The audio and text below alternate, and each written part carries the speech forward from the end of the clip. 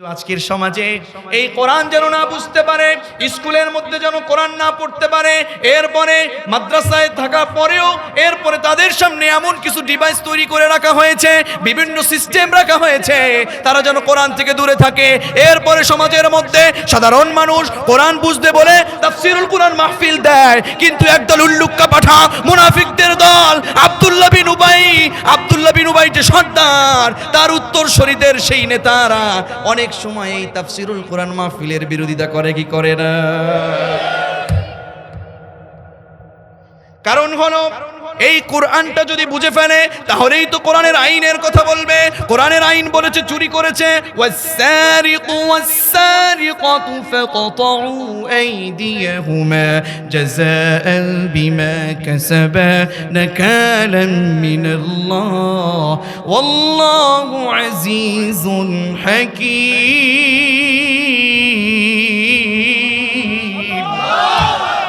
এই চোরে চুরি করেছে, চোরনি চুরি করেছে, আল্লাহর আইন হলো ওর হাত কাট। কথা বলে ঠিক কিনা? আয-যানিয়াতু ওয়াজ-যানি ফাজলিদু কুল্লা ওয়াহিদিম মিনহুমা মিয়াত জালদা। এই যদি কেউ জিনাকারিনী হয়, জিনা করে, তাকে ফাজলিদু কুল্লা ওয়াহিদিম মিনহুমা মিয়াত জালদা। কোরআনে আইন আছে না নেই? কিন্তু এই কোরআন বুঝতে দেয় না, কোরআন পড়তে দেয় না, তাফসীর করতে দেয় না। তার কারণ হলো চোর যখন চুরি করে, আমাদের বাংলাদেশে অভাবে চুরির চাইতে স্বভাবে চোর বেশি। জোরে বলো ঠিক কিনা? যদি কেউ বলে আমি কোরআন পড়েছি, তাকে 4টা হক আদায় করা লাগবে। আওয়াজ করে বলুন কয়টা? সবাই বলেন 4টা হক আদায় করা লাগবে। এর মধ্যে 1 নম্বর অর্থ হলো এই কোরআনটা যদি কেউ বলে আমি কোরআন পড়েছি বা কোরআন পড়তে পারি, তাকে 1 নম্বর হক হলো তাকে বিশুদ্ধ তেলাওয়াত করা লাগবে। কি করা লাগবে? এখন আমরা এখানে যে মুরব্বীরা আছি, এনারা বলবেন আমাদের বয়স নাই, ওই কথায় কোরআনের কাছে খাটবে না। অবশ্যই আপনাকে বিশুদ্ধ তেলাওয়াত করা শিখতে হবে। বিশুদ্ধ তেলাওয়াত যদি আপনি না করেন, আপনার নামাজই তো হবে না। ঠিক কিনা হুজুর? বিশুদ্ধ তেলাওয়াত করতে হবে। আল্লাহ বলছেন ইকরা, তুমি পড়ো, সেটাকে বিশুদ্ধ নাকি অশুদ্ধ? সবাই বলেন বিশুদ্ধ নাকি অশুদ্ধ? বিশুদ্ধ তেলাওয়াত আপনাকে করতে হবে। এই বিশুদ্ধ তেলাওয়াত যদি আপনি করতে পারেন, তাহলেই আপনি মালিকের কাছে ক্ষমা পাইতে পারেন, চাইতে পারেন। 1 নাম্বার হলো আপনাকে বিশুদ্ধ তেলাওয়াত করতে হবে। 1 নাম্বার হক, যদি কোনো ব্যক্তি বিশুদ্ধ তেলাওয়াত করা শিখে যায়, তাকে বিশুদ্ধ তেলাওয়াতের পরে যেই হকটি আদায় করতে হবে সেটি হলো এই কোরআন কারীমের মধ্যে যা আছে এটা অবশ্যই আপনাকে বুঝতে হবে। জোরে বলুন ঠিক কিনা? এই কোরআনটা আপনার আমার এলাকায়, আপনার আমার মসজিদে, আপনার আমার স্কুলে পড়ার যত লেভেল আছে, বাংলাদেশের বহু জায়গায় আমি দেখেছি। আমি মাদ্রাসায়ও পড়েছি, জেনারেল লাইনেও আমি পড়েছি, আলহামদুলিল্লাহ। কিন্তু আমি দেখলাম এই কোরআনটা যেন মানুষ না বুঝে, এই কোরআনটা যেন মানুষ না বুঝে, এর জন্য দেখবেন আপনার এলাকার মধ্যে কোনো স্কুলে বলেন বা কোনো মাদ্রাসায় বলেন, যতটুকুনি আছে, স্কুলের মধ্যে কোনো কোরআন শেখার বাধ্যবাধকতা আছে নাকি? জোরে বলুন। ভাববার বড় বিষয়। আমাদের এলাকায় কোনো পাগল আছে নাকি? কথা বলেন। ভিক্ষুক আছে নাকি? সবাইকে কথা বলতে হবে। আমাদের এলাকায় পাগল আছে, ভিক্ষুক আছে। আমাদের দেশের যিনি চেয়ারে বসেন, সরকার বলেন, প্রেসিডেন্ট বলেন, যে যাকেই বলেন, এই চেয়ারে বলেন, যেখানেই বলেন, সরকার পাগলকে পর্যন্ত কিন্তু টাকা চিনাতে পেরেছে। কথা বলেন ঠিক কিনা? পাগল মনে হয় টাকা চিনে না, পাগলেও টাকা চিনে। কথা বলে না? আমার প্রশ্ন হলো পাগল যদি টাকা চিনতে পারে, একটা টাকা পাগলও সেটা চিনে। কিন্তু এটা এমন একটি কিতাব, যেই কিতাবটা আপনার জীবন পরিচালনা করবার জন্য পৃথিবীতে রেখেছে। পাগল যদি টাকা চিনতে পারে, আপনি কেন কোরআন বুঝেন না? প্রশ্ন আছে না নাই? আপনি কেন কোরআন চিনেন না? এটা একটু ভালো করে বুঝেন। একটা পাগল টাকা চিনলো, দেশের সরকার পাগলকে পর্যন্ত টাকা চিনাতে পারলো, কিন্তু আমার মনে হয় এখানে যারাই আছেন তাদেরকে পর্যন্ত আল্লাহ যদি প্রশ্ন করে, ও মেম্বার মহোদয়, ও চেয়ারম্যান মহোদয়, ও এমপি মহোদয়, তোমার এলাকার পাগল পর্যন্ত টাকা চিনলো, কিন্তু তোমার এলাকার মানুষগুলো কোরআন চিনলো না কেন, জবাব দাও। বুঝতেছেন কথা? টাকা যদি পাগল চিনে, আপনি কেন আপনার এলাকার পাগলকে পর্যন্ত টাকা চিনাতে পেরেছেন? আপনি কেন বিবেকবান হয়ে যাওয়ার পরেও কোরআন চিনলেন না? এরকম প্রশ্ন যদি করে, তাহলে আমার তো মনে হয় আপনি জবাব দিতে পারবেন না। জোরে বলুন ঠিক কিনা?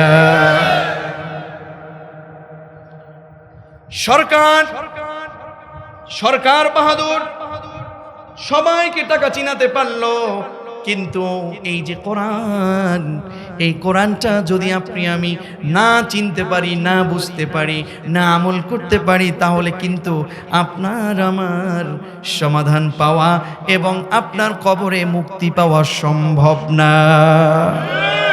আপনি জানেন, মানুষ মারা গেলে কবরের মধ্যে প্রশ্ন হবে কয়টা? আমি জানি আপনি তিনটা বলবেন, আজকে আমি বলে দিচ্ছি, কবরে প্রশ্ন তিনটা হবে না। যারা মুমিন তাদের জন্য তিনের অধিক প্রশ্ন থাকবে, প্রশ্ন চারটা। জোরে বলুন কয়টা? সবাই বলেন, কবরে প্রশ্ন কয়টা? আজকে আমি আপনার ভুল তথ্যটাকে সঠিক করে দিতে চাচ্ছি। যদি কোনো মুমিন কবরে চলে যায়, তাকে প্রশ্ন করা হয়, এক নাম্বার প্রশ্ন, মান রব্বুক, এই তোর রবকে বল। কথা বলেন ঠিক কিনা? তোর রবকে বল। এরপরে আপনি দ্বিতীয় প্রশ্নের যেই সিস্টেমটা থাকে সেটা হলো, তোর দিন কি বল। কি প্রশ্ন আছে না নাই? এরপরে এই লোকটাকে তুই চিনিস নাকি, অথবা তোর নবীকে বল। আপনি উত্তর দিয়ে পারেন, কিন্তু 4 নাম্বার প্রশ্নটা কি, এটা আমাদের কাছে ভালো করে বলাও হয় না, আমরাও বলি না। তার কারণ হলো, এই প্রশ্নটার কথা বললেই আমাদের জন্য বিপদ চলে আসতে পারে। জোরে বলুন ঠিক কিনা? 4 নাম্বার প্রশ্ন হলো, হুজুর বসা, ওমা ইলমুক, তোর এলেমটা কোথায় পাইছিস? আল্লাহ যে তোর রব, দিন যে তোর ইসলাম, নবী যে মুহাম্মদুর রাসূলুল্লাহ সাল্লাল্লাহু আলাইহি ওয়াসাল্লাম, এটা তুই কিভাবে বুঝলি, এটা তুই কিভাবে পেলি, আমাকে বলে যা। হুজুর আছে না নাই? ওমা ইলমুক, এই জ্ঞানটা তুই কোথায় পেয়েছিস? আপনি যদি কোরআন না পড়েন, মুমিন হয়েছেন, উত্তর কি আপনি দিতে পারবেন নাকি? কথা বলেন।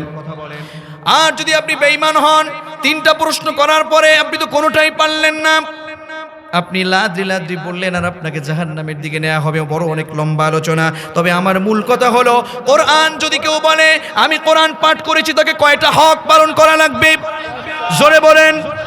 ইকরা শব্দের আমি 99টা অর্থের কথা বলেছি, এর মধ্যে 1 নাম্বার অর্থ হলো, ইকরা অর্থ কি? পড়ো। 2 নাম্বার অর্থ হলো, আমরা অনেকেই জানতাম না, 2 নাম্বার অর্থ হলো বুঝো। সুবহানাল্লাহ, আলহামদুলিল্লাহ। আপনার এলাকার মানুষ খুব সভ্য এবং তারা নিচ্ছে, আলহামদুলিল্লাহ। কার জন্য? জোরে বলি।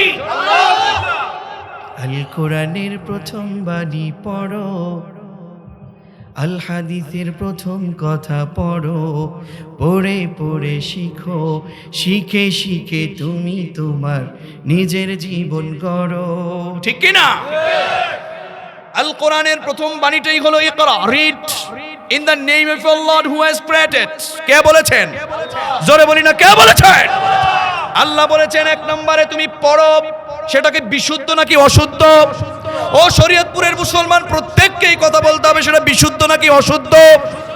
বিশুদ্ধ তেলাওয়াত করে শিখে ফেলেছো। 2 নাম্বার হক তোমাকে পালন করা লাগবে, ওই কিতাবের মধ্যে কি আছে এটা বুঝতে হবে। কথা বলে না? দেখবেন আজকে কোরআন যেন না বুঝতে পারে, কোরআনের তাফসীর, এটা মানুষকে, সাধারণ মানুষকে বুঝিয়ে দেবার জন্য তাফসীরের ব্যবস্থা করা হয়। আজকে তাফসীরুল কুরআন মাহফিলের নাম দেওয়া হয়, কিন্তু তাফসীর করা হয় না, কিসসা কাহিনী দিয়ে ভরে ফেলে, এমনটা আছে না নাই? আচ্ছা, আমি কি এখনো কোনো কিসসার মধ্যে গিয়েছি?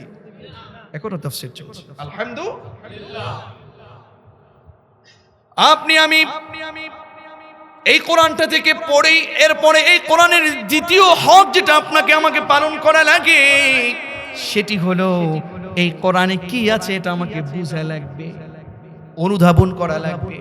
কিন্তু আজকের সমাজে এই কোরআন যেন না বুঝতে পারে, স্কুলের মধ্যে যেন কোরআন না পড়তে পারে, এরপরে মাদ্রাসায় থাকা পরেও এরপরে তাদের সামনে এমন কিছু ডিভাইস তৈরি করে রাখা হয়েছে, বিভিন্ন সিস্টেম রাখা হয়েছে, তারা যেন কোরআন থেকে দূরে থাকে। এরপরে সমাজের মধ্যে সাধারণ মানুষ কোরআন বুঝতে বলে তাফসীরুল কোরআন মাহফিল দেয়, কিন্তু একদল উল্লুক্কা পাঠা মুনাফিকদের দল আব্দুল্লাহ বিন উবাই যে সর্দার, তার উত্তরসূরিদের সেই নেতারা অনেক সময় এই তাফসীরুল কোরআন মাহফিলের বিরোধিতা করে কি করে না? কারণ হলো এই কোরআনটা যদি বুঝে ফেলে তাহলেই তো কোরআনের আইনের কথা বলবে।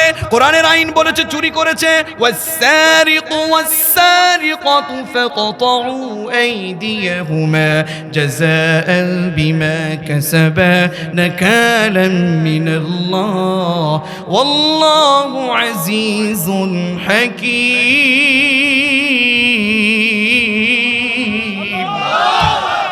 এই চোরে চুরি করেছে, চোরটি চুরি করেছে, আল্লাহর আইন হলো ওর হাত কাট। কথা বলে ঠিক কি না?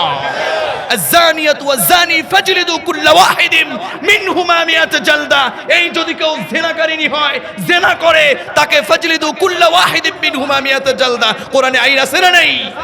কিন্তু এই কোরআন বুঝতে দেয় না, কোরআন পড়তে দেয় না, তাফসীর করতে দেয় না। তার কারণ হলো চোর যখন চুরি করে, আমাদের বাংলাদেশে অভাবে চুরির চাইতে স্বভাবে চোর বেশি। জোরে বলো ঠিক কি না? কথা কি মিথ্যা বলেছি না সঠিক বলেছি? আপনার এলাকার মধ্যে স্যান্ডেল চুরি করে, বাইতুল মুকাররমে দেখবেন আছে না ভাই? বাইতুল মুকাররমে সিঁড়ি থেকে অথবা জুতার বক্স থেকে অনেক চোরেরা চুরি করে, আবার ধরা পড়লে মার আছে না নাই? আছে না? আপনিও থাকলে একটা করে দিয়ে আসেন। কথা ঠিক কি না?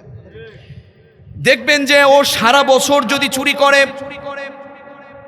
প্রতিদিন যদি চুরি করে, একটা করে পায়, সবকিছু মিলে যদি 10,000 টাকা মাসে তার আসে, তার বছরে হয় 1,20,000 টাকা। এরপরে 30, 40, 50 বছর আপনি যদি এইভাবে চুরি করতে থাকেন, খুব বেশি হবে না। এদের পেটে খিদা বলে কাজ করতে পারে না বলে হয়তো চুরি করে, যদিও আমরা চুরির সাপোর্ট করছি না। এরা হলো অভাবের চোর, অভাবী চোর। হুজুর ঠিক কিনা? অভাবী চোর। কিন্তু আমাদের মধ্যে যারা ক্ষমতা পেয়ে কলমের জোরে, কলমের সিগনেচার দিয়ে গরিব দুঃখীর ক্ষমতার বলে, গরিব দুঃখীর যেই অধিকার আছে ওই অধিকারগুলো নষ্ট করে এক কলমের মাধ্যমে তার ইটের, তার পুল, এরপরে তার ব্রিজ, কালভার্ট, এগুলো আর আমাদের রাস্তায় দেখা যায় না, সেগুলো তার পেটের মধ্যে দেখা যায়। এমন জিনিস আছে না নাই? এই সকল লোকগুলো অভাবী চোর না স্বভাবের চোর।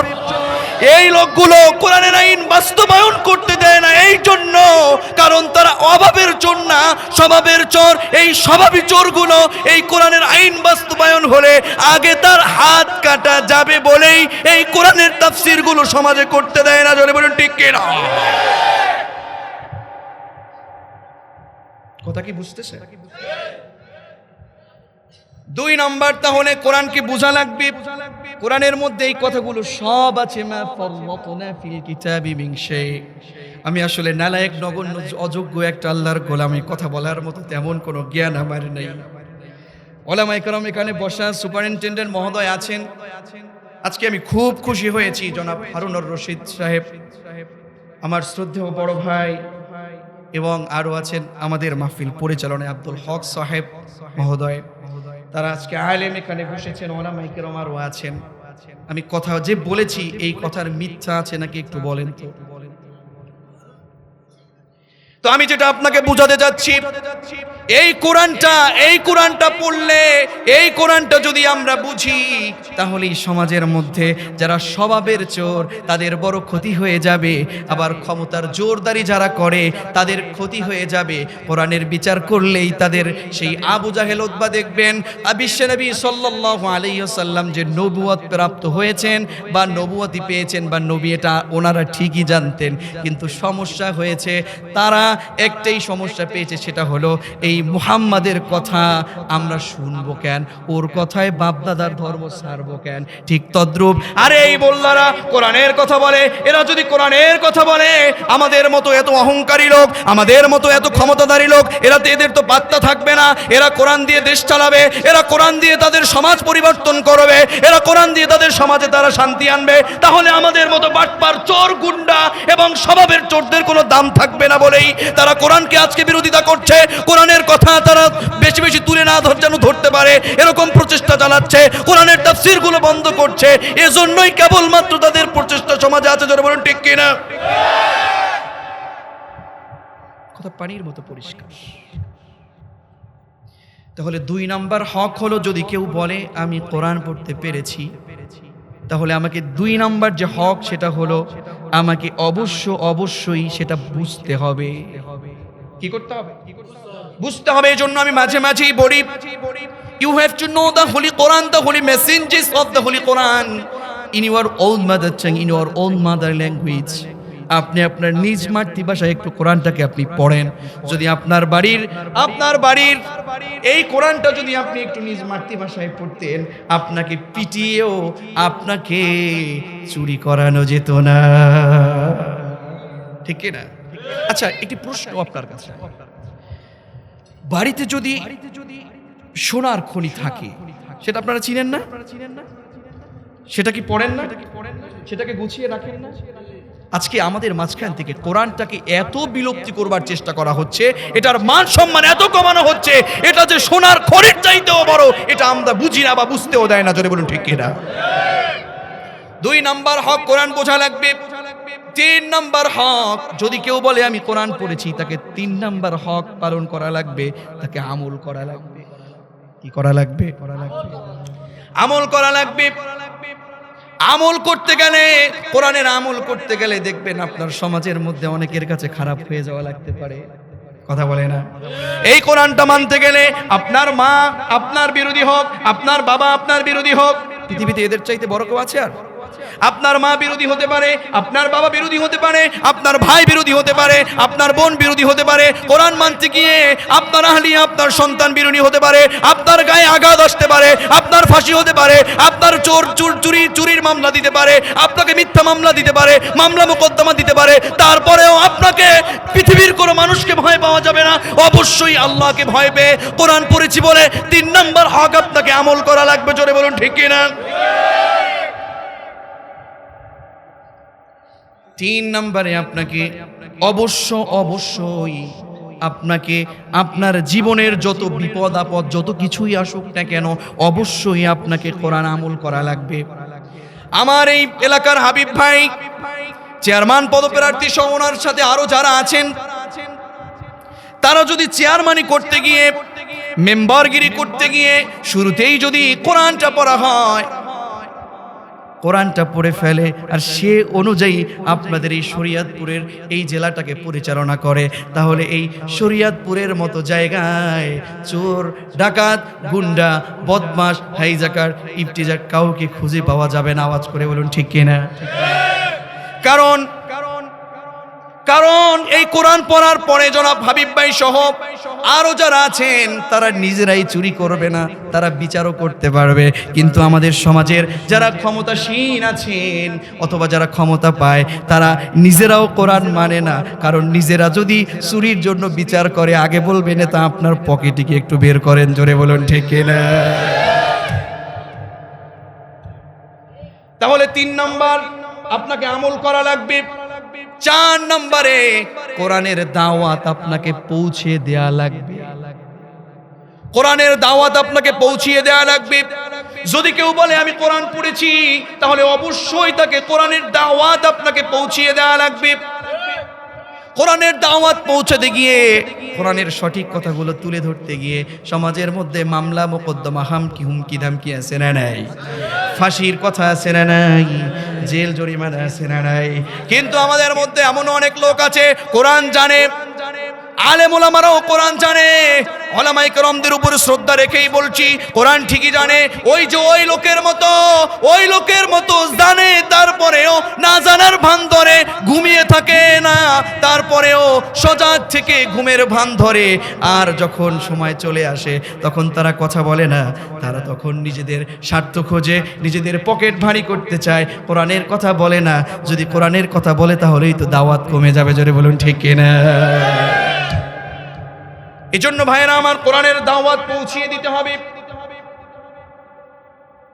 আমি কোনো দলের দালালি করলাম না, যিনি আপনাকে আমাকে সৃষ্টি করেছেন সেই কোরআনের কথা বলেছি। আমি এখনো সেই উতলু মা উহিয়া ইলাইকা মিনাল কিতাবের তাফসিরে পড়ে আছি। তাহলে কোরআন যদি কেউ পড়ে তাকে কয়টা হক আদায় করা লাগবে? ও শরীয়তপুরের মুসলমান, আল্লাহকে খুশি করার জন্য সবাই বলেন কয়টা? 4টা। এর মধ্যে 1 নাম্বার হলো আপনাকে তেলাওয়াত কি বিশুদ্ধ নাকি অশুদ্ধ? বিশুদ্ধ তেলাওয়াত। 2 নম্বরে হলো বিশুদ্ধ তেলাওয়াত করা কমপ্লিট আপনাকে বুঝতে হবে। 3 নম্বরে আপনাকে অনুধাবন করা লাগবে। 4 নম্বরে অবশ্যই আপনাকে অবশ্যই কোনো মামলা হামলা হুমকি ধামকির ভয় না পেয়ে এই আমল এবং এই কোরআনিক স্টাডিজ যতই করেন সবগুলো আপনাকে পৌঁছিয়ে দেয়া লাগবে। উতলু মা উহিয়া ইলাইকা মিনাল কিতাব, এটা যদি আপনি পড়েন তাহলেই আপনার জন্য অবশ্যই রহমত আছে না নাই? 2 নম্বর, ওয়া আকিমিস সালাত, সালাত প্রতিষ্ঠা করা লাগবে। এবার আমি আপনাকে চমৎকার কিছু তথ্য দিব, তথ্যগুলো আপনি গ্রহণ করবেন। ওয়া আকিমিস সালাত, সালাত কায়েম করা, সালাত প্রতিষ্ঠা করা, এটা আপনি ভালো করে বুঝবেন। ওয়া আকিমিস সালাত, সালাত প্রতিষ্ঠা, এই সালাত প্রতিষ্ঠার মধ্যে আপনাকে যেটি মানতে হবে, সালাত যদি কেউ বলে আমি প্রতিষ্ঠা করেছি, তাকে আল্লাহ রাব্বুল আলামিন 4টি বিষয় দিয়ে শিক্ষা দিতে চান। জোরে বলেন কয়টা? সবাই বলেন। আজকে নতুন কিছু তথ্য আপনাকে আমি দিয়ে যাচ্ছি, প্রয়োজনে নোট করে নেন, অথবা অনেকে রেকর্ড করছে, আপনি রেকর্ড করে নিতে পারেন। যদি কেউ বলে আমি সালাত কায়েম করেছি বা সালাত প্রতিষ্ঠা করেছি বা সালাত পড়েছি, সালাত আদায় করেছি, তাকে আল্লাহ রাব্বুল আলামিন 4টি বিষয়ের মাধ্যমে শিক্ষা দিতে চান। জোরে বলেন কয়টা? এর মধ্যে 1 নাম্বার হলো সূরাতুল ফাতিহা। সবাই বলেন। সূরাতুল ফাতিহার মাধ্যমে আল্লাহ রাব্বুল আলামিন শিক্ষা দিতে চান। 2 নাম্বার সূরা ফাতিহার সাথে অন্য আরেকটি সূরা যে আপনি মিলিয়ে নেন ওইটা শিক্ষা দিতে চান। 3 নম্বরে আপনি যে তাসবিহ পড়েন এই তাসবিহের মাধ্যমে শিক্ষা দিতে চান। 4 নাম্বার হলো আল্লাহ রাব্বুল আলামিন আপনার মুখের দ্বারা যে দোয়া দুরূদগুলো সালাতের মধ্যে পড়েন এগুলোর মাধ্যমে শিক্ষা দিতে চান। অল্পের মধ্যেই আমি আপনাদের মূল তথ্যগুলো দিয়ে দিতে চাচ্ছি। 1 নম্বরে হলো সূরাতুল ফাতিহার মাধ্যমে আল্লাহ রাব্বুল আলামিন আপনাকে শিক্ষা দিতে চান। এবার আমি আপনাকে যদি বলি সূরাতুল ফাতিহা আপনি দৈনিক কতবার আল্লাহর কাছে পড়েন একটু বলেন তো? সূরাতুল ফাতিহা সর্বনিম্ন হলেও যে ব্যক্তি 5 ওয়াক্ত সালাত আদায় করে সর্বনিম্ন হলেও 32 বার একটা মানুষ সূরাতুল ফাতিহা পড়ে। সুবহানাল্লাহ পড়েন। কতবার? সবাই বলে 32 বার। 32 বার সূরাতুল ফাতিহা আপনি পড়েন। একটা মানুষ দিনে মুখ দিয়ে 32 বার কোরআন তেলাওয়াত করছে, এরপরেও কি যে করছে এটা বুঝে না, তাই সালাতের মধ্যে কোনো টেস্টও পায় না। কথা বলেন ঠিক কিনা? সালাতের মধ্যে চিন্তা করে আমি দোকানে গিয়ে কি ব্যবসা করব, আমি আমার এলাকায় গিয়ে কাকে মারবো, আমি এলাকায় গিয়ে কাকে ধরবো, আমি এলাকায় গিয়ে কাকে জোর করে তার থেকে জমি দখল করব, এমন লোক সমাজে আছে না নাই? আমি এখান থেকে বের হয়ে বাজারে গিয়ে আমি সালিশ করব, বাড়ি গিয়ে সালিশ করব, আমি তার থেকে কত টাকা ঘুষ খাবো, এমন লোক আছে না নাই? এই চিন্তা ঠিকই করে, কিন্তু বাস্তবে এটার মধ্যে কি শিক্ষা সেগুলো বোঝে না। 32 বার এই মুখ দিয়ে আল্লাহ রাব্বুল আলামিন সালাতের মধ্যে এই সূরাতুল ফাতিহা পড়ান। আমি আপনাকে একটু সামান্য বুঝাবার জন্য একটু আপনাকে আমি উদাহরণের সাথে সাথে আমি আপনাকে বোঝাচ্ছি। সূরাতুল ফাতিহার মধ্যে খণ্ড হচ্ছে 3টি। জোরে বলেন কয়টি?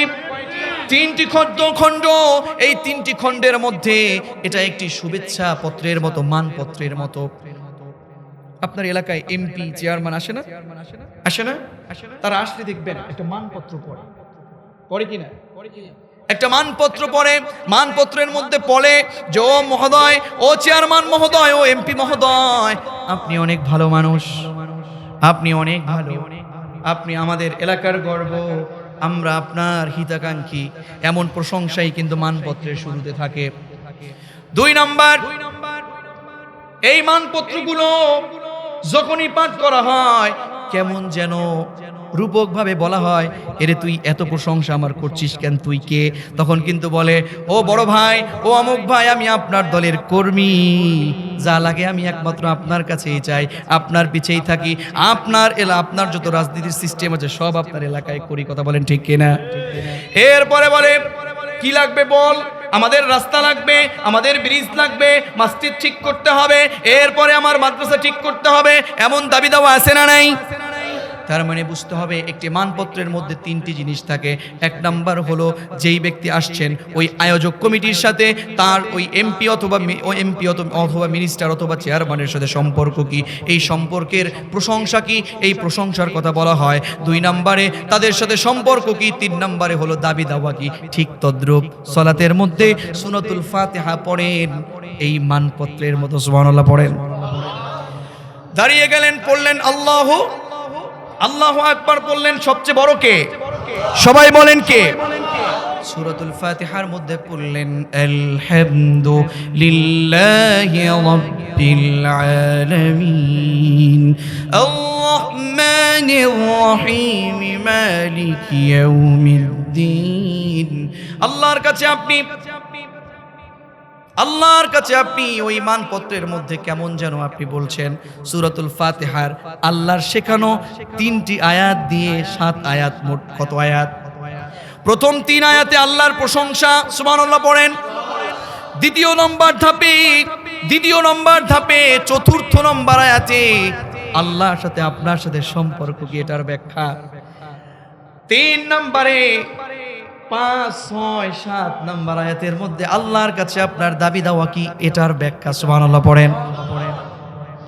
1 নম্বরেই পড়ছেন আলহামদুলিল্লাহি রাব্বিল আল্লাহ, সমস্ত প্রশংসা কার? জোরে বলি না কার? সমস্ত প্রশংসা আল্লাহ আপনার। আলহামদুলিল্লাহি রাব্বিল আলামিন, সমস্ত প্রশংসা আল্লাহর, যিনি বিশ্বজগতের প্রতিপালক। আছে না নাই? এরপরে মালিক, আপনি অনেক দয়ালু, পরম করুণাময়, অসীম দয়ালু, আপনি বিচার দিবসের মালিক।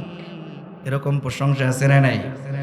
প্রশংসা সবই কেবল তোমারই রব্বুল আলামিন, প্রশংসা সবই কেবল তোমারই রব্বুল আলামিন।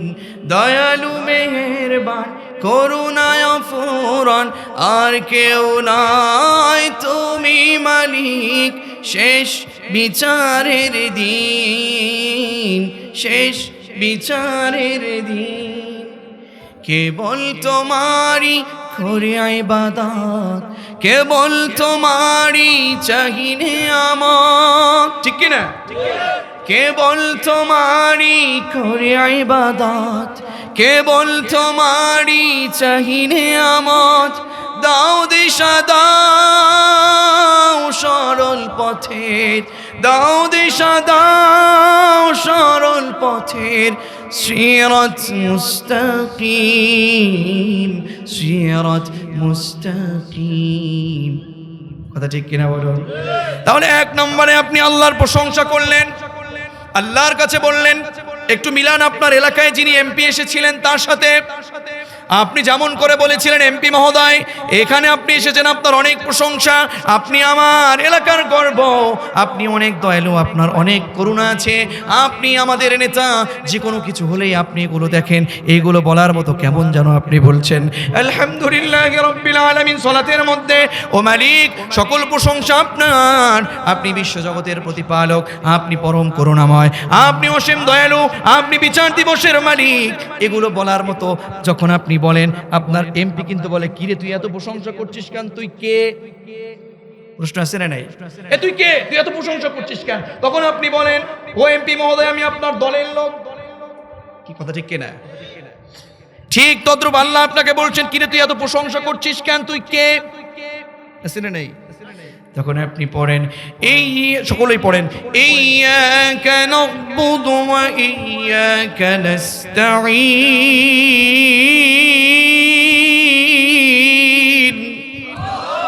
মালিক, একমাত্র শুধুমাত্র কেবলমাত্র আমি আপনার গোলাম। সুবহানাল্লাহ। আর যদি চাওয়াই লাগে, সাহায্য লাগে, একমাত্র আপনি আমি সাহায্য চাই। সুবহানাল্লাহ পড়েন।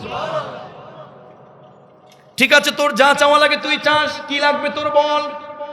আপনি বলেন, ইহদিনাস সিরাতাল মুস্তাকিম। ঠিক কি না? ইহদিনাস সিরাতাল মুস্তাকিম।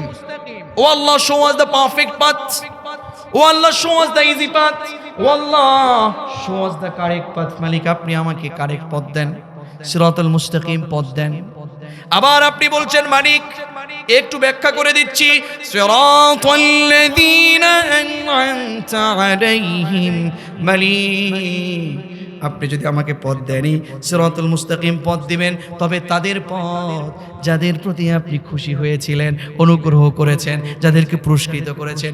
এটার তাফসীর আবার, আমার সময় যেহেতু খুব সংক্ষিপ্ত, অনেক রাত্র হয়ে গিয়েছে, এটার তাফসীর হলো 5 নাম্বার পারায়, উলাইকাল্লাযীনা আন'আমাল্লাহু আলাইহিম মিনান নাবিয়্যিন والصديقين والشهداء والصالحين وحسن أولئك رفيقا। الله أكبر পড়েন।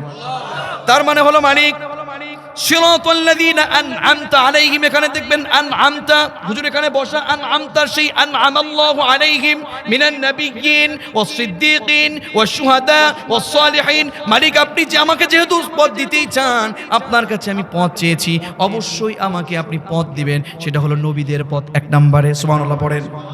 নবীদের পথ 2 নম্বরে হলো ওয়াস-সিদ্দীকিন, সত্যবাদীদের পথ। এই কথা আপনি বলেন, আর বাহিরে গিয়ে আপনি মিথ্যা কথা বলেন, আছে না নাই? বলেন মুখে একটা, বাহিরে পড়েন আর একটা, তার মানে মুনাফিকের চরিত্র। জোরে বলুন ঠিক কিনা? এরপরে হলো আপনি বলেন, মালিক ওয়াশ-শুহাদা, শহীদদের পথ, ওয়াস-সালিহিন, যারা সৎকর্ম করে তাদের পথ। এই কথাগুলো যদি একটু বুঝেন, বাহিরে গিয়ে আপনার ক্ষমতা থাকুক চাই না থাকুক, আপনার দ্বারা জোর করেও, পিটিয়েও, আপনাকে জোর করেও গুনাহের কাজ করানো যাবে। কথা কি বুঝতেছে? চলবে আলোচনা? আপনারা তো কিসসা কাহিনীর মজা পান মনে হয় নাকি? এরপরে হলো, মালিক তাদের পথ দেবেন না, গায়রিল মাগদুবি আলাইহিম ওয়ালাদ-দাল্লিন। তাদের পথ আপনি আমাকে দেবেন না যাদের পথে আল্লাহর রাগ ছিল, যাদের প্রতি আপনি রেগেছিলেন, যাদেরকে আপনি অভিশপ্ত করেছেন। তার মানে হলো ইহুদি খ্রিস্টান যারা ছিল, তাদের পথ দিবেন না, আবু জাহেলদের পথ দেবেন না, উতবার পথ দেবেন না, ফিরাউন নমরুদের পথ দেবেন না। বিশ্বের মধ্যে যারা ইহুদিরা কোরআনের উপরে ষড়যন্ত্র করছে, তাদের পথ দেবেন না। এই কথাগুলো বলে আপনি যদি বাহিরে গিয়ে, যারা এই অন্যান্য ধর্ম সহ বিভিন্ন মানুষগুলো কোরআনের উপরে ষড়যন্ত্র চালাচ্ছে, তাদের সাথে যদি আপনার সম্পর্ক থাকে, তাহলে ভিতরে এক, বাইরে আর এক, তার নাম মুনাফিক। ঠিক কিনা বলুন? এইরকম কথাগুলো আপনি সূরাতুল ফাতিহার মধ্যে পড়েন, আল্লাহ তাআলা আপনাকে এটার মাধ্যমে শিক্ষা দিতে চান। 2 নাম্বার হলো, সূরা ফাতিহার সাথে আপনি যত কোরআনের আয়াত আছে, ওগুলো আপনি যে অন্য আরেকটি সূরা মিলান, এটা ওয়াজিব না সালাতের মধ্যে? সূরা ফাতিহার সাথে অন্য আরেকটি সূরা মিলান, এটার মাধ্যমে আল্লাহ তাআলা আপনাকে শিক্ষা দিতে চান। সুবহানাল্লাহ পড়েন। এটার মাধ্যমে আপনাকে আল্লাহ রাব্বুল আলামিন শিক্ষা দিতে চান। তার মানে হলো, আপনি যখন পড়বেন ওয়ালাদ-দাল্লিন, আমিন, বিসমিল্লাহির রহমানির রহিম, কুল ইয়া আইয়ুহাল কাফিরুন, হে কাফেররা, আল্লাহ বলছেন ও রাসূল আপনি বলেন, ইয়া আইয়ুহাল কাফিরুন, হে কাফেররা, লা আ'বুদু মা তা'বুদুন, তোরা যারা ইবাদত করিস আমি তাদের ইবাদত করি না। জোরে বলুন ঠিক কিনা? এই কথাগুলো যদি বলে কোনো মুসলমান হয়ে যাওয়ার পরে, সে হোক এমপি, সে হোক মিনিস্টার, সে হোক প্রতিমন্ত্রী, এই কথাগুলো সালাতের মধ্যে বলে, সেই ব্যক্তি কখনো তার মুখ দিয়ে কখনোই বলতে পারে না রাষ্ট্রধর্ম ইসলাম চাই না। জোরে বলুন ঠিক কিনা? এই কথাগুলো বলবার পরেও যদি কেউ এরকম কাজ করে মুসলমানিত্ব হারিয়ে অবশ্যই সেই ব্যক্তি মুরতাদ অথবা মুনাফিকদের পথে চলে যায়। জোরে বলুন ঠিক কিনা? আমরা তাদেরকে কোরআনের পথে ডাকতে চাই, আমরা তাদের এই কথার নিন্দা জানাচ্ছি। আমরা অবশ্যই আমাদের প্রত্যেককে এই কথাগুলো বুঝে নিতে হবে। আবার এই কথাগুলো বলে কোনো ব্যক্তি বলতে পারে না ধর্ম যার যার, উৎসব সবার।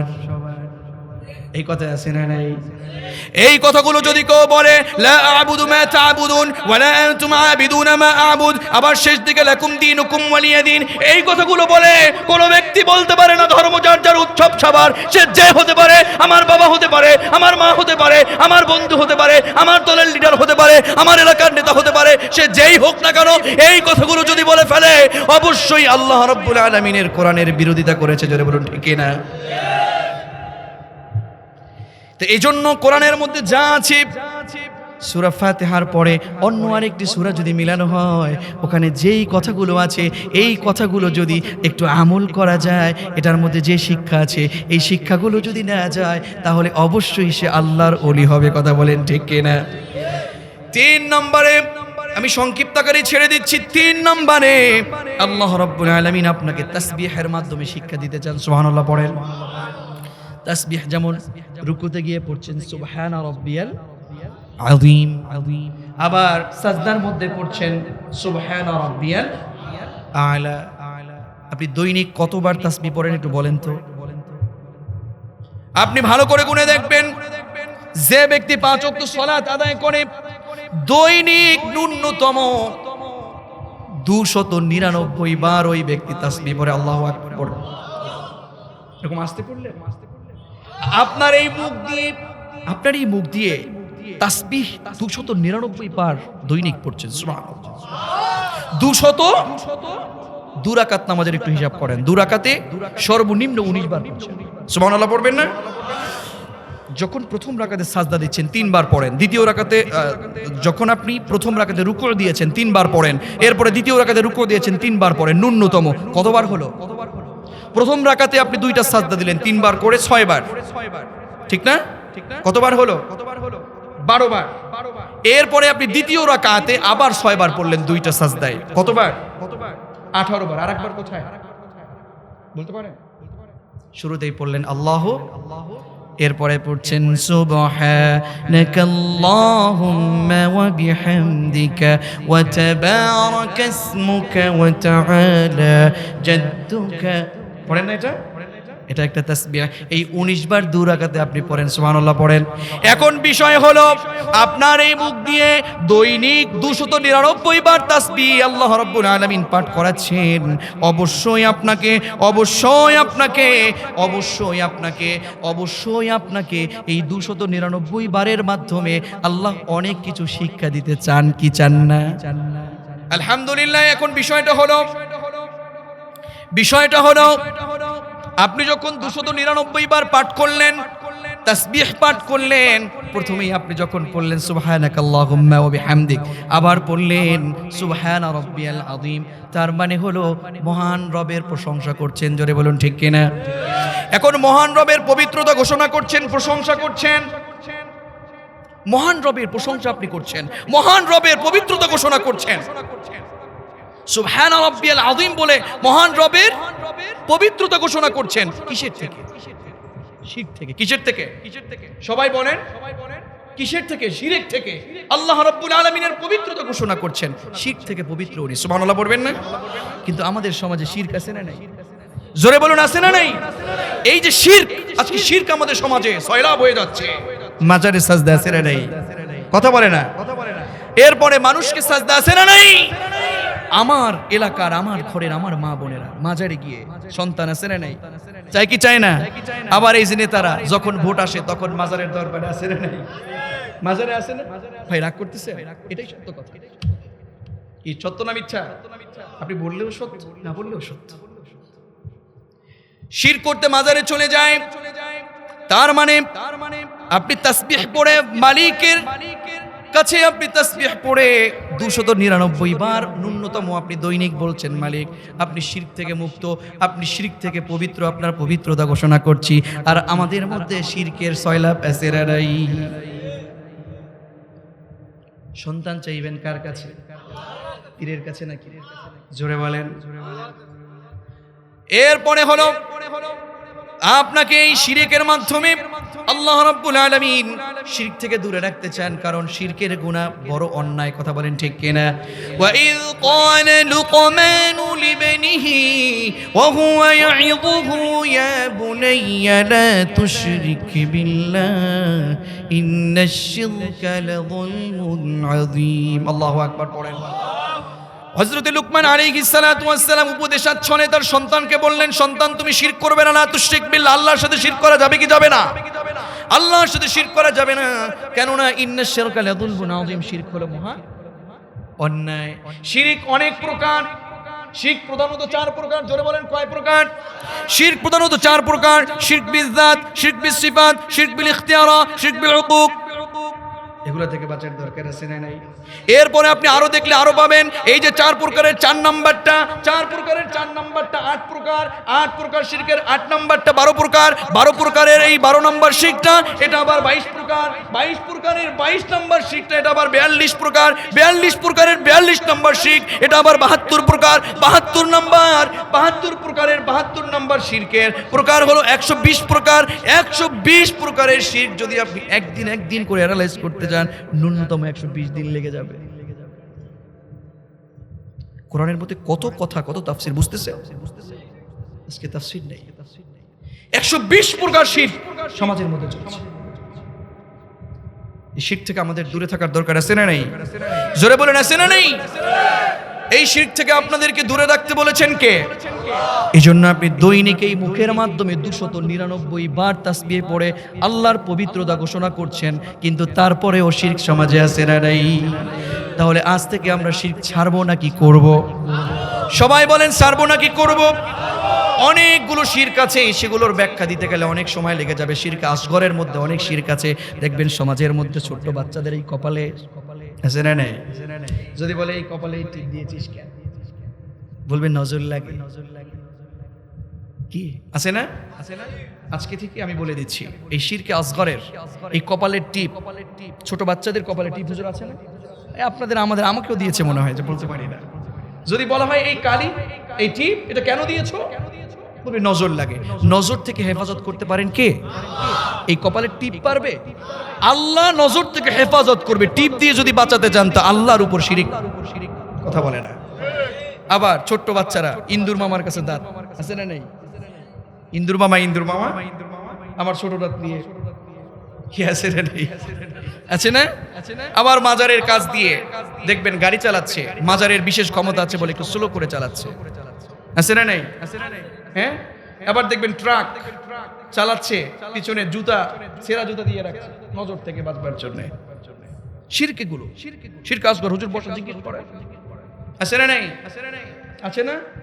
আবার কসম কাটে আল্লাহর নাম ছাড়া, আল হালাফু বিগাইরি ইসমিল্লাহ, আল্লাহর নাম ছাড়া অন্য কারো নামে শিরক করা যাবে? দেখবেন মাটির কসম, আছে না নেই? কোরআনের কসম, আছে না নেই? কোরআনের কসম পর্যন্ত কাটা যাবে না, হারাম শিরক। মসজিদের কসম, আছে না নেই? গ্রাম্য ভাষায় কিছু না বলে মসজিদ সুইয়া কই, কি আছে না নেই? মায়ের কসম, মায়ের বুকের দুধের কসম, আছে না নেই? হ্যাঁ, আবার বলতেছে প্রেমিকার কসম, দেখছেন? আল্লাহু আকবার। আবার আমার ছেলের কসম, আছে না নাই? এই কসমগুলো সম্পূর্ণ হারাম, এগুলো করা যাবে? এরকম বহু শিরক আছে, এগুলো করা যাবে? তাহলে আপনাকে আমাকে শিরক থেকে বাঁচার দরকার আছে না নাই? তাহলে এই তাসবিহের মাধ্যমে আল্লাহ তাআলা শিরক থেকে আপনাকে মুক্ত রাখতে চাচ্ছেন। তার মানে আপনি তাসবিহ পড়ছেন সালাতের মধ্যে, আর আপনি বলছেন মালিক আমি শিরক করব না। বাইরে এসে যদি আপনি শিরক করেন, তার মানে বোঝা গেল আপনি ভিতরে বলছেন একটা, বাইরে করছেন আর একটা। তার মানে ভিতরে এক, বাইরে আর একটা নাম। তাহলে আপনাকে আমাকে শিরক থেকে দূরে থাকতে হবে। 4 নম্বরে আল্লাহ রাব্বুল আলামিন এই সূরাতুল ফাতিহার পরে সূরাতুল ফাতিহার সাথে অন্য আরেকটি সূরা মিলাবে। এরপরে অন্যান্য যে বিষয় আছে তাসবিহের মাধ্যমে শিক্ষা দিতে চান। 4 নম্বরে আপনাকে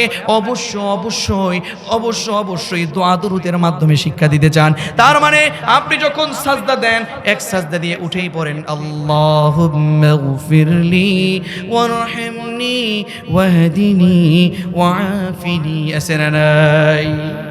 তার মানে হে মালিক ইগফিরলি, আপনি আমাকে ক্ষমা করেন। সুবহানাল্লাহ পড়েন, আছে না?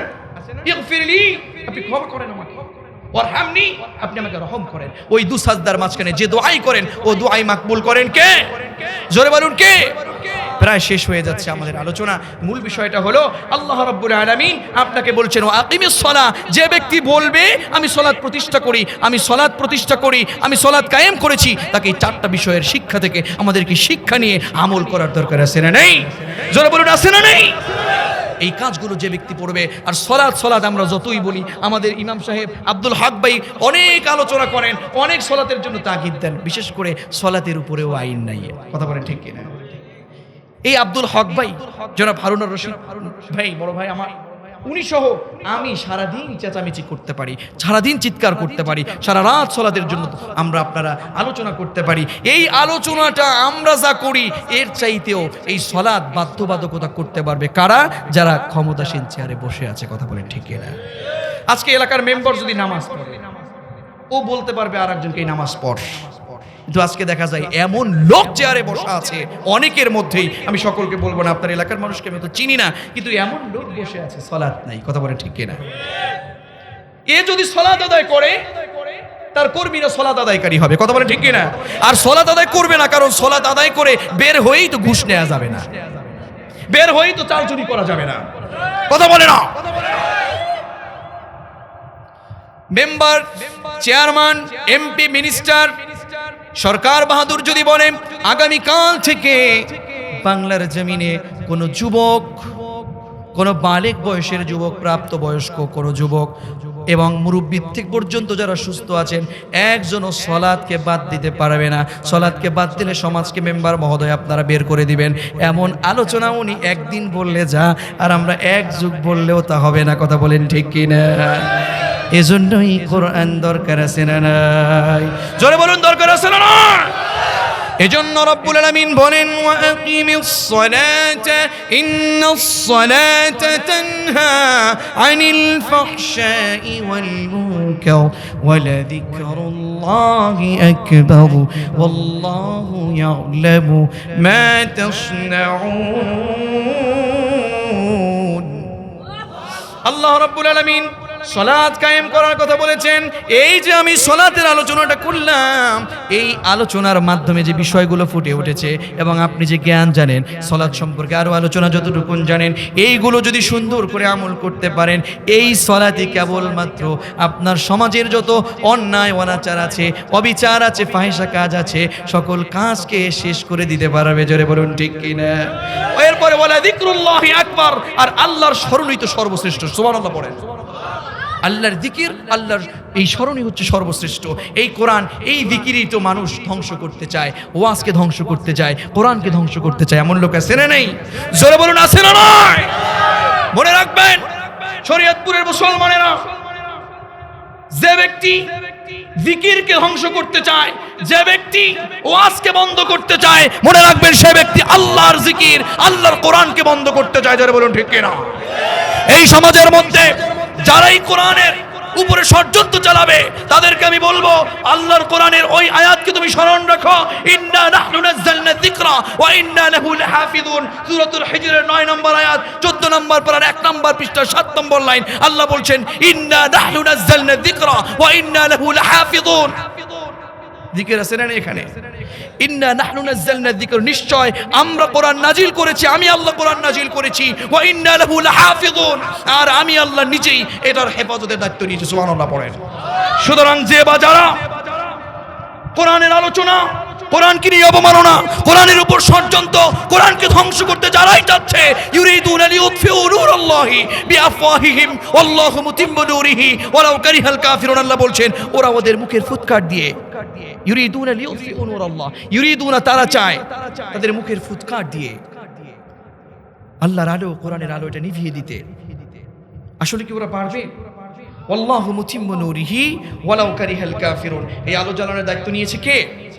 আল্লাহ রাব্বুল আলামিন এই কোরআনের আলো জ্বালানোর দায়িত্ব নিয়েছে। সুতরাং যে বা যারা এটার উপর ষড়যন্ত্র চালাচ্ছে অথবা ইসলামকে নিয়ে কটাক্ষ করছে তাদেরকে আল্লাহ ছাড়বে। মনে রাখতে হবে আল্লাহ ছাড় দেন কিন্তু ছেড়ে দেন না। আল্লাহ রাব্বুল আলামিন আমাদের প্রত্যেককেই এখান থেকে বুঝে ওয়ালা যিকরুল্লাহি আকবার, আল্লাহর স্মরণই সর্বশ্রেষ্ঠ। আর আল্লাহু ইয়ালামু মা তাসনাউন, আপনারা আমরা যা করি সব কে জানেন? জোরে বলুন, কে জানে?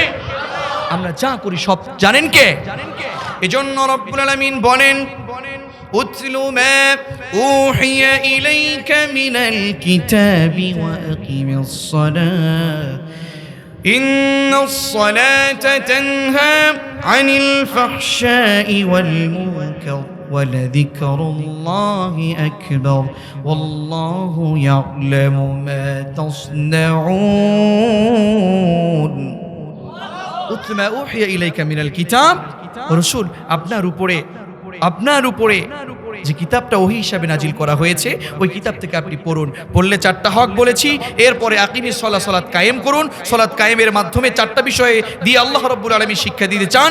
আর ওই সালাত পড়লে, ওই সালাত কায়েম করলে আল্লাহ রাব্বুল আলামিন অবশ্যই মন্দ কাজ, অশ্লীল কাজ থেকে বিরত রাখবে। আল্লাহর যিকিরই সর্বশ্রেষ্ঠ স্মরণ, এবং এর সাথে সাথে আমরা যা করি তা জানেন কে? তাহলে আসুন আমরা এই আয়াতের উপরে আমরা আমল করব। কিছুক্ষণ পরে দোয়া হবে ইনশাআল্লাহ।